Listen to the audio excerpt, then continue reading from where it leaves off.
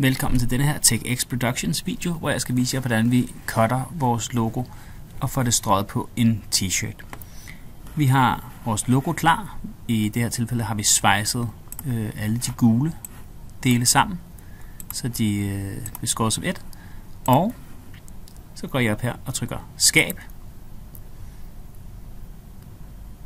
Her viser den de forskellige cuts, der skal være. Der skal være et hvidt cut, et sort cut, et rødt cut og et gult cut. Og man kan tage dem i den rækkefølge, man har lyst til.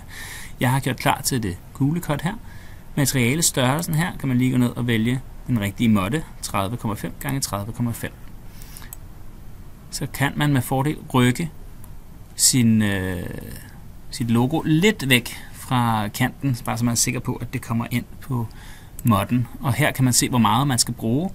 Så man kan se, at for at skære det her logo, der vil jeg tage og skære vinyl af, så jeg når omkring ned cirka til 16 cm gange cirka til 17. Lidt længere end logoet er altid.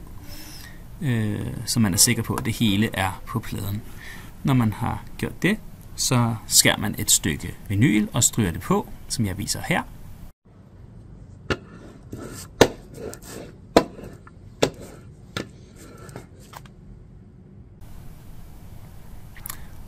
Og så trykker man fortsæt.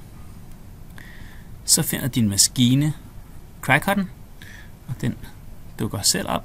Og hvis den ikke gør, så kan man gå herop og vælge USB. I kan se, at min har fundet ud af, at den ligger på en USB. Så skal vi fortælle den, hvad for et materiale der er. Der skal I vælge Smart Vinyl Permanent. Og så er maskinen klar. Nu skal resten gøres over på selve maskinen, så det skifter jeg lige vinkel og viser jer. Efter at jeg havde trykket indlæs værktøj og materiale, så blinker denne her. Det betyder, at nu er cry-cutten klar til at blive loadet med den her måtte. Så jeg stikker den ind. Sørg for, at den kommer under de her to kanter. Og så trykker jeg på load. Så begynder de her hjul at køre. Og så skal jeg skubbe min måtte fremad. Og så tager maskinen over.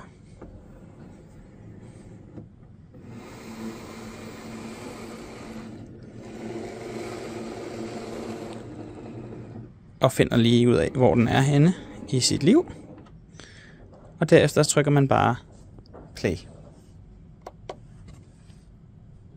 Og så kan I se, at maskinen gør klar til at skære, og så bliver det skåret. Når den er færdig med at beskære, så trykker man på unload, og så spytter den måtten ud. Nu skal den pilles, og der prøver jeg at vise jer så godt jeg kan.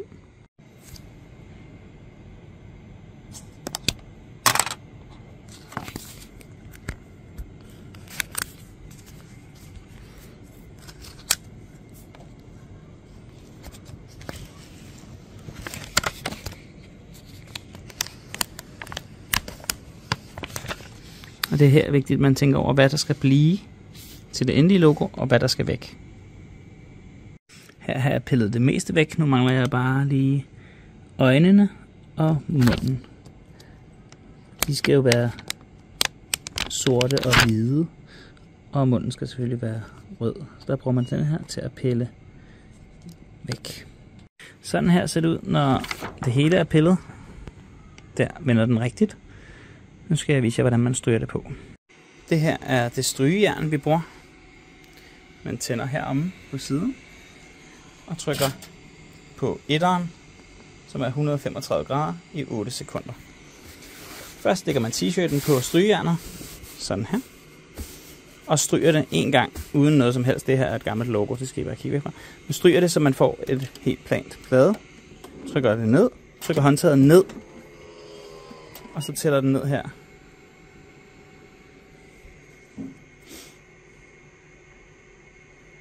Og springer selv op. Sådan der. Når man skal placere sit logo, så er det vigtigt, at man placerer det med vinylsiden nedad. Så vi skal nu vende det om, det er derfor det er vigtigt at spejle det. Så vi har plastikken opad og vinylen nedad. Lægger man logoet, hvor man skal være, sørg for at det er lige, og man er tilfreds. Og så trykker du bare ned 8 sekunder.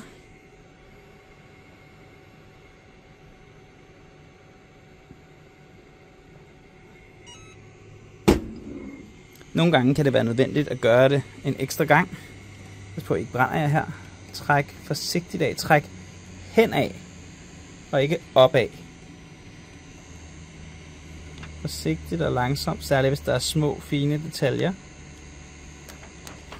Og så stryger man det en sidste gang, når man har taget plastikken af. Og så er t-shirten færdig. Jeg er lige hoppet tilbage til beskæringerne her, fordi det er jo selvfølgelig vigtigt, hvad rækkefølge man stryger tingene på i. Hvis man som mig har en Pikachu her, så vil det være rigtig smart at skære det sorte først og stryge det sorte outline på, fordi det er inden for alle de sorte streger, at der skal ligge for eksempel den gule, så har man noget at sigte efter. Det er altså bedst at køre outlinen først, og så fylde farverne ind bagefter. Man stryger bare det sorte på, så skærer man det næste, stryger det gule på, det røde på, og det hvide på til allersidst. Og så lægger man det bare, så det passer efter det sorte, så godt man nu kan. Og sådan laver man et multicolor tryk. Hvis man kun har brugt én farve, så er det selvfølgelig bare at stryge én gang. Godt arbejde.